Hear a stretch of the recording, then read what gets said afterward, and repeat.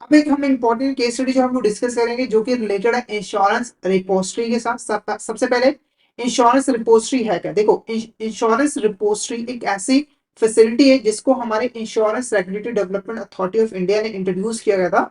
और इस फैसिलिटी के अंदर हम जो है अपने इंश्योरेंस पॉलिसीज को इलेक्ट्रॉनिक फॉर्म में जो है स्टोर करके रख सकते हैं, मेंटेन करके रख सकते हैं। ठीक है, इसके अंदर एक इंश्योरेंस रिपोजिटरी होता है जो कि यहाँ पर इंश्योरेंस कंपनीज के यहाँ पर जितने भी इंश्योरेंस पॉलिसीज होती हैं उनको इलेक्ट्रॉनिक फॉर्म में अपने पास जो है वो मेंटेन करके रखता है। तो पहला क्वेश्चन देखो, dash is a facility introduced by the IRDA to help policy holder manage their insurance policy in electronic format.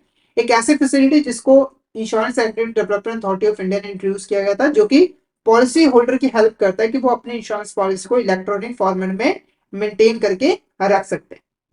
It serves as a centralized platform where individuals can digitally store and access their insurance policies securely। एक centralized platform होता है जहां पर वो digitally अपने insurance policy को store कर सकते हैं और जब चाहे उसे एक्सेस भी कर सकते हैं। तो इसका जो करेक्ट आंसर रहेगा वो रहेगा insurance repository is a correct answer. तो ऑप्शन ए हमारा यहाँ पर करेक्ट आंसर जो है वो रहेगा। नेक्स्ट क्वेश्चन की बात करें, which of this is not a feature of insurance repository introduced by IRDA. तो इसमें से कौन सा हमारा फीचर नहीं है इंश्योरेंस रिपोजिटरी का? पहले देखो, that the insurance repository system was introduced by the Insurance Regulatory Development Authority on 16 September 2013। बिल्कुल करेक्ट है, 16 सितंबर 2013 को यहाँ पर इसको इंट्रोड्यूस किया गया था। The repository is responsible for maintaining the electronic data of insurance policy on behalf of insurance। ठीक है, तो जो रिपोजिटरी है वो बेसिकली इंश्योरेंस कंपनी के बिहाफ पर जितना भी इंपॉर्टेंट डाटा है इंश्योरेंस पॉलिसी से रिलेटेड उसको इलेक्ट्रॉनिक फॉर्म में अपने पास मेंटेन करके रखता है।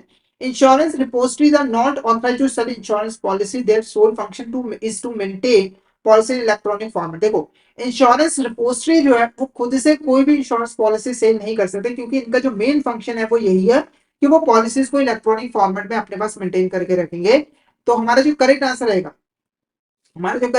वो रहेगा नन ऑफ द अबव, क्योंकि ये सारे के सारे हमारे फीचर हैं इंश्योरेंस रिपोजिटरी सिस्टम के। उसके बाद देखो, which of this statement defines E insurance account. इसमें से कौन सी स्टेटमेंट है जो कि ई इंश्योरेंस अकाउंट को डिफाइन करती है? देखो, ई इंश्योरेंस अकाउंट क्या होता है? ई इंश्योरेंस अकाउंट एक ऐसा अकाउंट होता है जहां पर हम अपनी पॉलिसी को इलेक्ट्रॉनिक फॉर्म में मेंटेन करते हैं। तो जो रिपोजिटरी होता है वो बेसिकली ई इंश्योरेंस अकाउंट के अंदर ही सारी पॉलिसीज को इलेक्ट्रॉनिक फॉर्म में मेंटेन करके रखता है, स्टोर करके रखता है। तो पहले देखो, an e-insurance account is an account where policy holder can securely store and manage their insurance policy electronic। तो ई इंश्योरेंस अकाउंट एक ऐसा अकाउंट होता है जहां पर पॉलिसी होल्डर जो है सिक्योर तरीके से अपने जो पॉलिसीज है उनको इलेक्ट्रॉनिक फॉर्म में मेंटेन करके रख सकता है।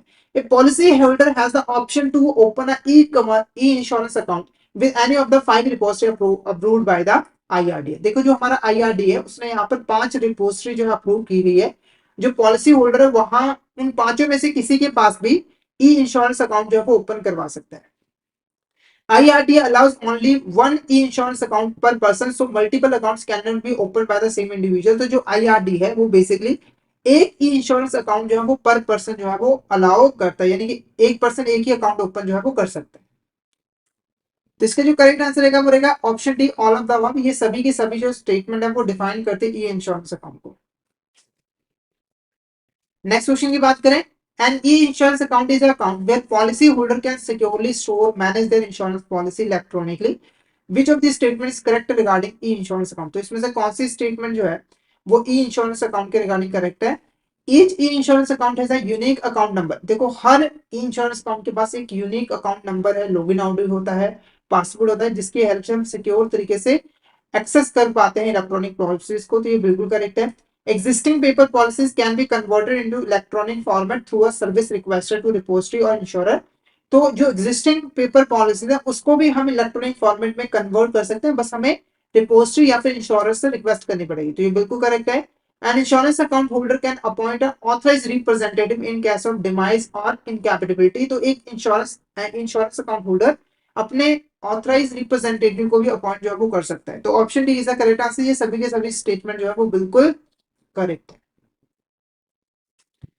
नेक्स्ट क्वेश्चन की बात करें, and insurance intermediaries are individual or entities that act as a intermediaries between insurance provider and insurance buyer।